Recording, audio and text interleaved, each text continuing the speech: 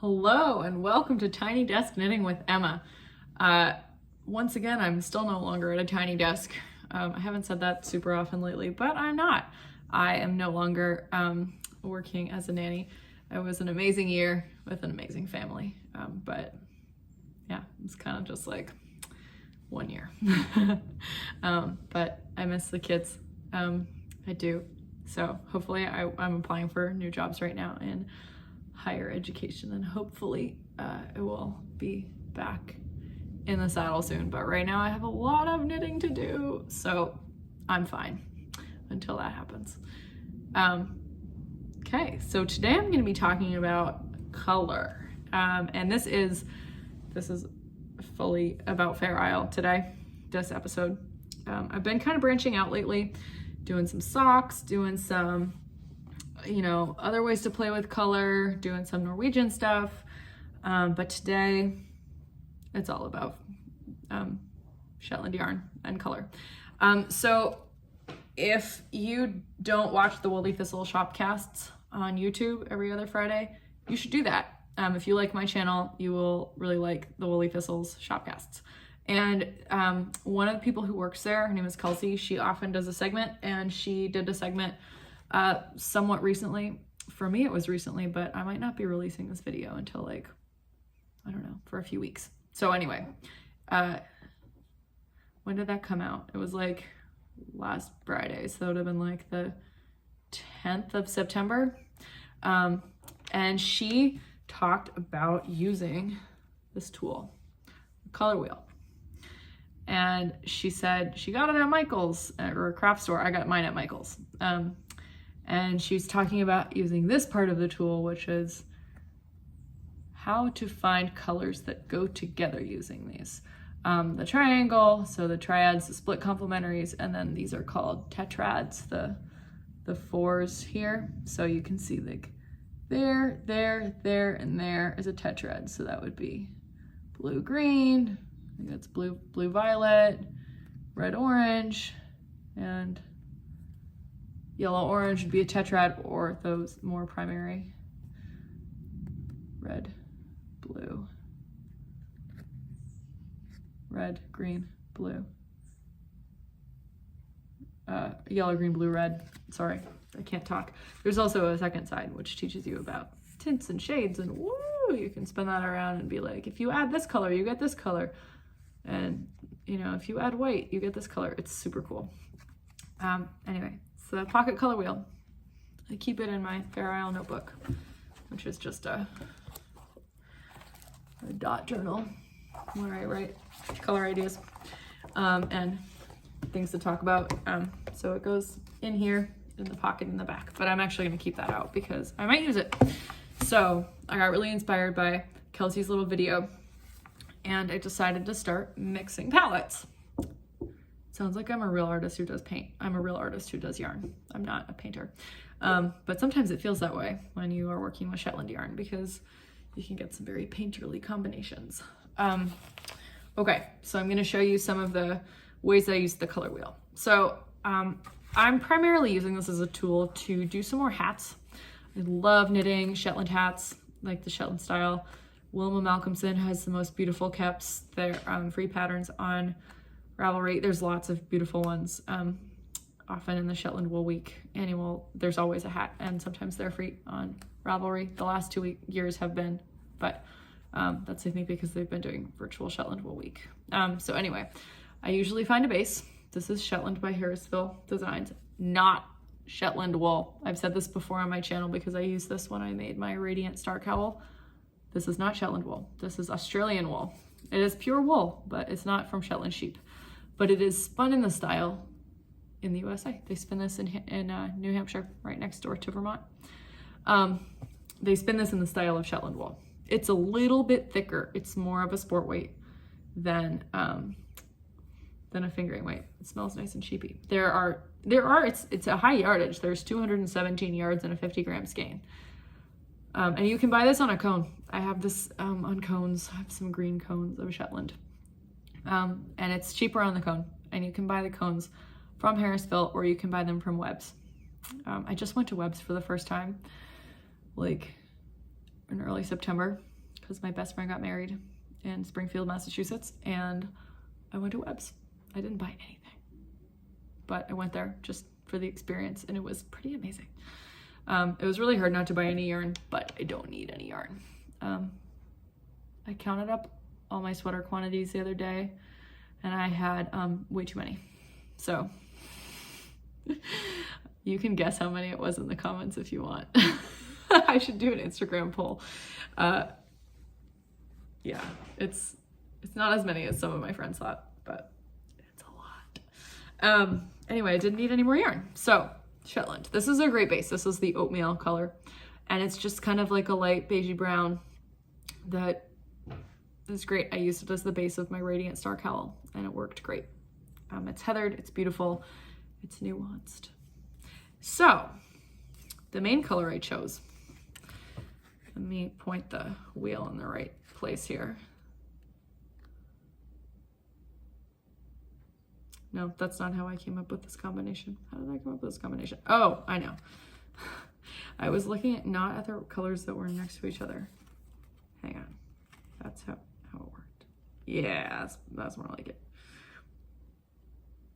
Yeah, okay. So the way these split complementaries work is that there's one main, and then instead of going straight down the middle to the complementary color, from green it would be to red, you go just one to the side. You got red, orange, and red, violet. So oatmeal. And then I've got the greenish. It's kind of a bluey green, but it works. This is kind of like a purpley, but it works again. This is kind of reddish copper. Yeah.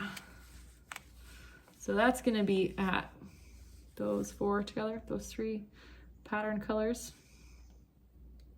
Yeah, and I haven't done a swatch, so I don't know how all of these will look, but I really like this one. So this is Jamieson and Smith jumper weight, all of these three. And I've got, this red is 9097. Some of these don't have bands, but I have them all written down so that you can hear what they are. This one, grayish kind of teal color, 141. This is a solid shade. It's not a mix or a heather. It's not an FC. It's just 141. And then this purple is FC56 mix. I used this one in my Mayana sweater, and it's got some green heathered into it. I don't know if you can see that. It's kind of amazing. Yeah, it was number 3. So I numbered all the balls. I had some leftovers. So Shetland, oatmeal, and then those 3. Okay, there's one. Another one. This one I think I might actually make into a sweater. I don't know which video I'm gonna post first, maybe the other one. Anyway, I record a lot of videos in the same day, and I just changed sweaters. So this sweater here in Nordic Knits with Birger Berge, I have no idea if that's how you say his name. He's cool though. He's a great designer. And this is a wonderful book. And in this book, there's a sweater. And like, I don't know, I was really thinking about color the other day when I was doing all this, and I just thought, maybe I just like opened this book like right after I'd done these kind of hat things, and I found this sweater, which is a main kind of oatmeal-y and then 4 contrasting colors, and I was like, I could make that. So I might make that. That would involve buying more Shetland willow if I run out of a color, which is a little bit crazy to me. So once again, Harrisville Shetland and oatmeal. I have a bunch of these. I think I got like 5. I was gonna make a sweater with them, and then I didn't, because I got the green. I got these like spruce green. I think the color is spruce cones, and then I wanted something to contrast to make like a Norwegian style jacket, but then that seemed too Christmassy, and I thought it wouldn't be all season-y enough. I mean, like, you can wear it in December, but it would have been fine. I just was like, maybe not. So I'm trying to find ways to utilize these 5 50-gram skeins of Shetland wool. And I used 2 already because I made 2 accessories with this as the base color. Anyway, so I've got Shetland and oatmeal.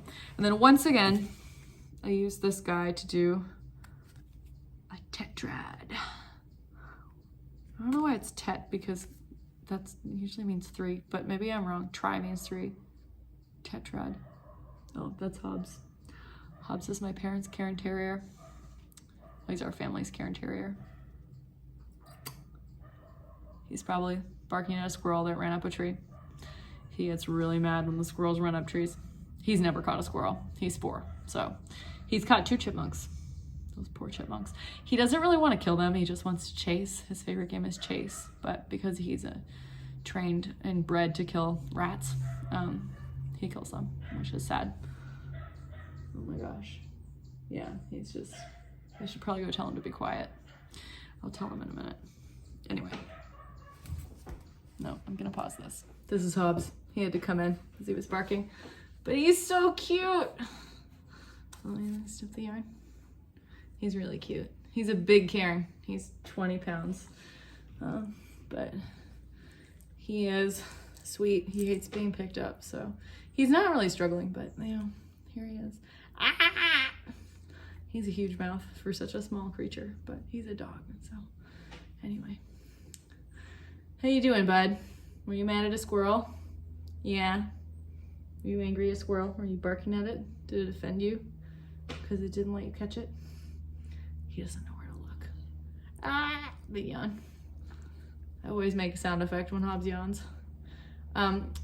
Sometimes I think about who he would sound like if he were a person. And my brother and I disagree on this, but I think he yells with the voice of Charlie Day. Like when Charlie Day gets really worked up in those movies. I think Hobbs yells like with that tone of voice. And so that's what I picture whenever he starts scream barking. All right, bud, I gotta talk more about yarn. So you can go hang out and stop barking at everything. Oh, you got burrs all over you.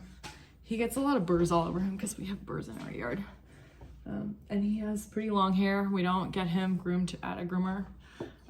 He's just very shaggy. My mom grooms him. She cuts his hair herself. But yeah, in the laundry sink.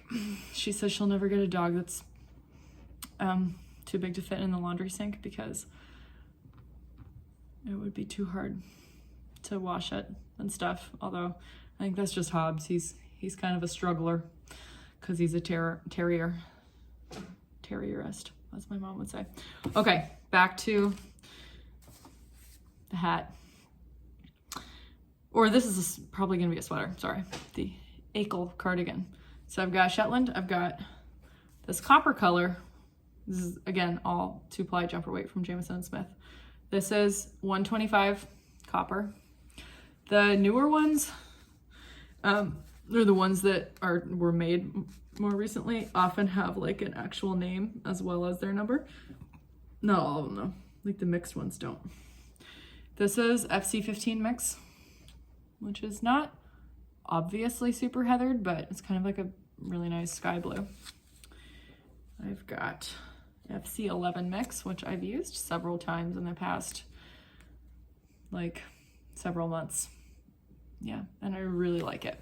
I used it in my Porty pullover, used it in a hat recently. I'm using it in like a cowl that I designed. Still not done because as the cowl, like it's like a long skinny cowl, it's gonna go around twice. As the cowl gets longer, it just gets really tedious and I still haven't finished knitting it. So I think I'm more than halfway now, but like, especially once it gets really long, it's just like, and it like flops around everywhere and it's annoying. So yeah, we'll see.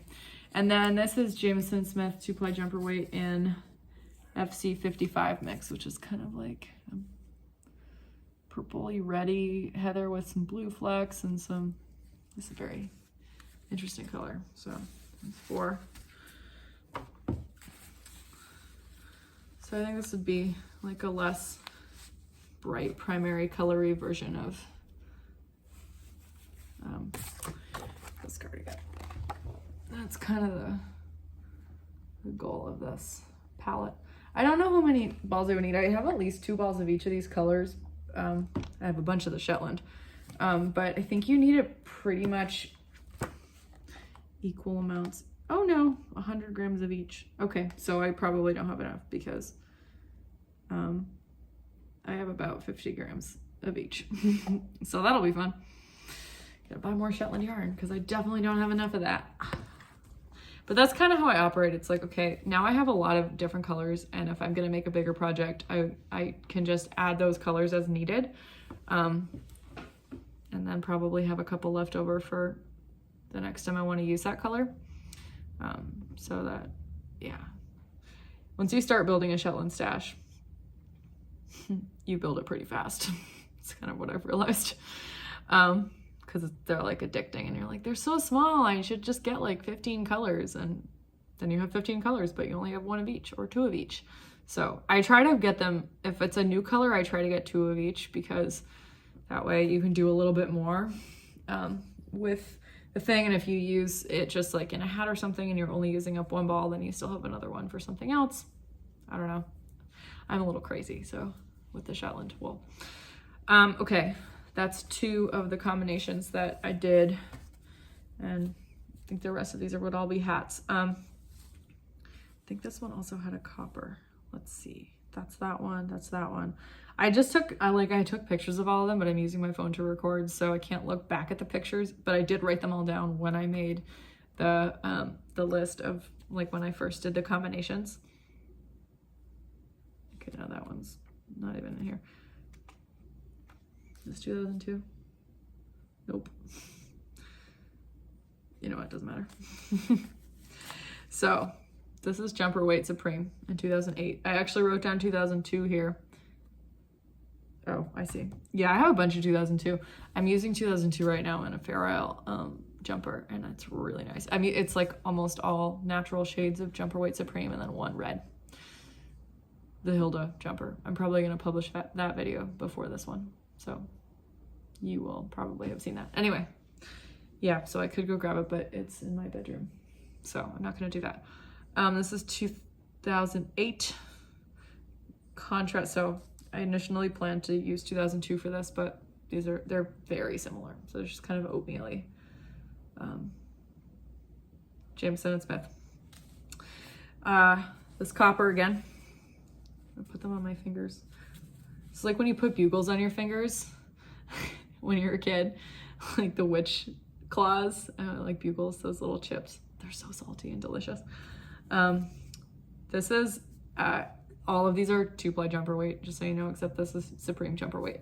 Sometimes I have Jamesons of Shetland mixed in, or like the BC Biogarn, but a lot of these are just JNS. This one is FC47 mix, which is like a denim color.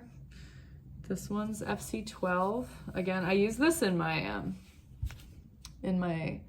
Bray cardigan, so I have a few left over. FC12. It's kind of like a, oh, this lighting is not great. Oh well. Yeah, it's kind of like a dark mossy heathered color. This one is 123 mix, red violet. And the last one is just a dark brown. Jameson and Smith, shade 5. So there's my colors for that. This is more of a like, except the purple's a little brighter, but they're all kind of like muted, cooler colors, except the pop of copper, which would be like used as the pop in Fair Isle. So yeah, there's one. That's fun. And then one more here. Did I write it down over here? Yes. Yeah. Okay. So I have base color, Jameson Smith 203 light gray, 2-ply jumper weight. Originally I also had a dark gray with this, but I forgot to put it in this bag. So it's somewhere downstairs. I don't really need it. It was kind of extraneous. Then I've got FC55 mix again. This kind of brambly blackberry. It's not blackberry. It's like a heathered purple. Yeah. Okay. 2-ply jumper weight. I have, this is my pop, FC7 mix. I think this one I got in a Woolly Thistle, you know, like mystery box. I think it was last Thanksgiving. On Black Friday, I got one of those boxes, and they came with like 2 neutrals and then like 1 of each of a pop. And I got, this is one of the ones I got, and I really liked it, but I wouldn't have picked it for myself. So like, It's great. This one is 82 mix. This is dark teal heather. Another one that I used in the Bray cardigan. And so again, 3 kind of jewel tones, because this is the dark blue BC Biogarn Shetland, BC Bio Shetland, dark navy. So it's 3 jewel tones and then the pop of orange. So again, that's more of a, I mean, it's a very my own take on a Fair Isle palette with the kind of traditional spin, but a modern one because this is a bright orange. But yeah. So, however, I will acknowledge, I have some show notes here, that putting together color palettes for Fair Isle can be pretty daunting. I kind of have just like spent a lot of time just looking at this wool. But as I've said before, I often do kind of more monochrome palettes. So I did the Bray cardigan most recently. That was my big project. The Bray cardigan was all greens and kind of like brownish greens often, like some of them were more bright than others. And then there was one pop of pink, and then there was the light blue also that kind of went with the pink. But yeah, pretty much just the one pop of color that was different and high contrast. My NS cardigan that I made, again, you can go back through my episodes, they're labeled, and my NS was kind of towards the beginning of when I started this channel. My NS, their original colors in the pattern were kind of purples and blues, and I kind of swapped them into blues and purples. So I tried to kind of use the shades in the pattern and just find something that was comparable. And mostly I used I think I used all Jamison Smith 2-ply jumper weight in my NS. Yeah, so because it's easier to get here. Spindrift is more expensive and it's harder to find. Jamison's Spindrift published that pattern by Violet McQuaid, my NS. It's kind of a jacket. This is I was just showing this in a different video that I recorded. This is the Woolly Thistles Star Cardi. It's a jacket kind of like that. It's a my NS jacket that I made. It's short, cropped, but it's pretty tight. I think the Star Cardi wouldn't, I mean, you could make a tight one if you wanted it fitted. Yeah. The my NS cardigan it's like a jacket. It's pretty fitted. So again, I just kind of used mostly monochrome palette for that. Blues too, I guess blues and purples, but I based it on the colors that they'd already used. So I was not super adventurous. But I will say that if you were daunted, you should start with monochrome palette. And I wore this sweater specifically, and I have 2 more to show you. I think this was the first sweater I made with all yarn that I dyed myself. So I did this in 2019. I made this in summer. I remember knitting on it at my brother's high school graduation, which was in 2019. So yeah. So the light purple, of course I didn't do it in the same pot, and I had to like alternate skeins like crazy, and I didn't know how to do helical knitting. It was kind of a mess, but it's fine. And then the dark purple, I'm still really proud of this. It's hard to see it, but there's a dark purple. This is a Garden Gate sweater by Jennifer Steingass, Knit Love Wool on Instagram. She has a ton of beautiful yoke patterns. Her earlier ones, some of them are bottom up, and now they're almost all top down. Top down is a great way to make sure that you actually use all of your yarn, because you can knit the body as long as you want, or if you're afraid of running out of yarn, you can knit your sleeves. You know, you knit your yoke and then you can knit your sleeves first, and then you can knit the body with all the rest of the yarn that you have so that you don't run out. But I didn't have any trouble with this, didn't run out. This I made in fingering singles. I actually really like this sweater. I don't wear it very much though, because I don't want it to get all crazy, like stretched out of shape and pilly, although if it pills, you can just you can shave it. I have a gleaner that I use. And the sleeves are a little long. They're very stovepipey, like they really come in because there's color work at the edge. But I do like it when I wear it. It's really comfortable because fingering singles are really soft. And it fits really well. And it's beautiful yoke. It looks like, she said that she designed it to look like a wrought iron fence, and it really does. I think I was a test knitter for this. I did a lot of test knits for Jen Steingass in 2019. They were all really fun, and they were all beautiful sweaters.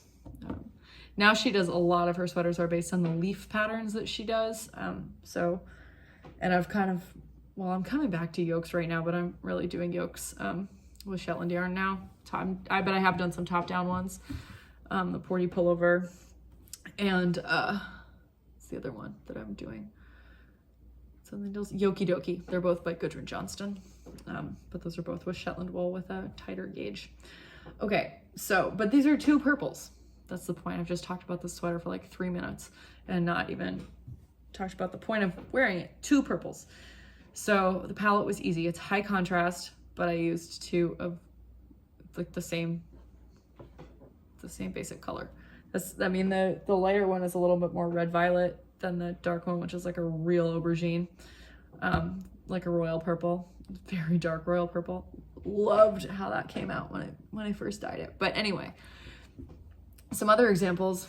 This one I made, oh my gosh, this was a struggle. I actually knit this sweater twice. This is for Tom, who's the dad of the kids. In 84, I made them all sweaters, but Tom's took the longest because I had to knit it twice. And it's luckily still, I mean, I'm recording this in the middle of September. It's still really hot in Washington where they live. But the first one I made, and I have made this sweater before with the same yarn. This is made with brown sheep, nature spun worsted, and whatever the dark green colored emerald maybe, and just the natural white.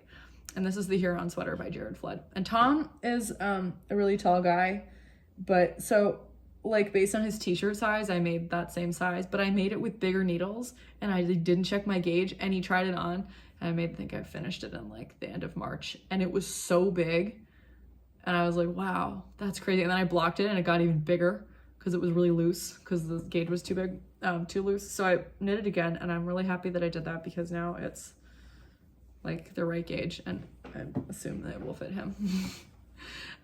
Yeah, I felt bad because I'd finished Brooke's sweater. Brooke is the kid's mom. And then I made this one and it like didn't fit. And I don't even think he knows where it is. I just kind of took it and didn't tell him, and I reknit it. Tom was the one who came up with the tiny desk knitting with the name. He thought that was funny because the kids' desk that I used to record at was so tiny. I really miss Tom and Brooke and the kids. They're really nice people, and we worked well together. We were a good team.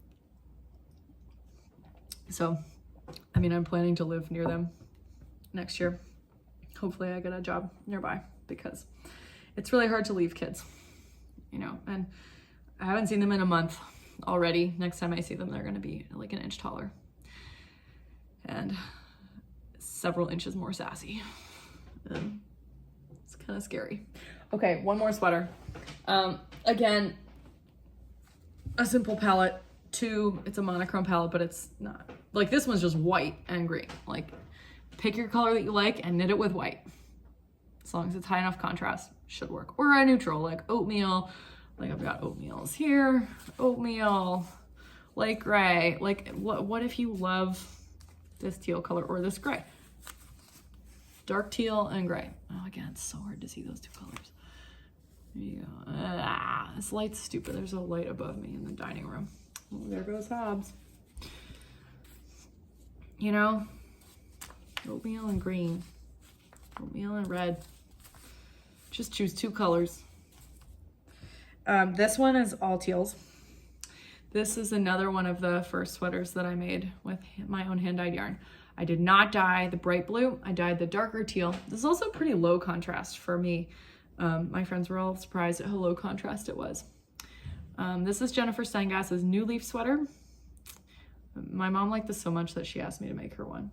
And I did hers is like much more like the original one. If you, oh God, Hobbs. Sorry, it's probably a squirrel. Hey Hobbs! No barking. Oh, sometimes it works. He doesn't really understand English. My mom thinks he learned English during the pandemic. Hobbs? Yeah, just chill. It's okay. It's probably just another dog walking by. Yeah, I don't know why I'm yelling. He can't understand me. Hey, Hobbs. Hey, bud. I'm gonna go get him. Hey. No barking. No barking. Crazy. All right. Yeah, you calm down. Okay. I'm back. He's calmed down. Now he's gonna look in the backyard and find something to bark at. Okay, new leaf. So yeah, I made my mom's in, the yarn is really, the original colors, it's like I think she used Barrett, Wisconsin wool and spun sport, and Spin Cycle dyed in the wool. I love Spin Cycle dyed in the wool. It's super expensive. And Dream State. It's a lot, but if you're just, you know, if you have a project where you can just use one, like this yoke, and she wanted the original color, and it's gorgeous. This is Madeline Tosh in Nassau Blue. I use Madeline Tosh Sport. I'm going to talk more about this sweater in another video when I talk about how much I love teal, because I love teal. And like why I love this color so much. But I did dye this has been in storage for a while. I haven't worn it. Yeah, the dark teal color I did dye myself. And I used Sport Weight, Superwash Sport Weight yarn. And it's held up pretty well. It's plied, so, you know, it pilled a little bit, but it's held its shape. You know, it's not super loose for a sport weight. This would be a loose gauge for fingering weight, but it wasn't that loose for sport. So this held up pretty well. Yeah, I love this sweater. So again, like, and I made this sweater because I was obsessed with this Nassau Blue from Madeline Tosh. I needed it. Like, I needed to do something with that color. And so I dyed this dark green kind of teal to go with it. And it's a monochrome palette. I mean, they aren't exactly like the same because there's a lot more blue in Nassau Blue than there is in this teal. But, you know, I thought that's what would highlight this color the best without being like super in your face. So, because I definitely tend towards a light background with a dark contrasting color, and so this is kind of one of my first ones with a dark background and a light contrasting color. Anyway, so this is a long video about color, but I hope you enjoyed it. Yeah, and I think that's all. So this has been Tiny Desk Knitting with Emma. Thank you for watching. Bye.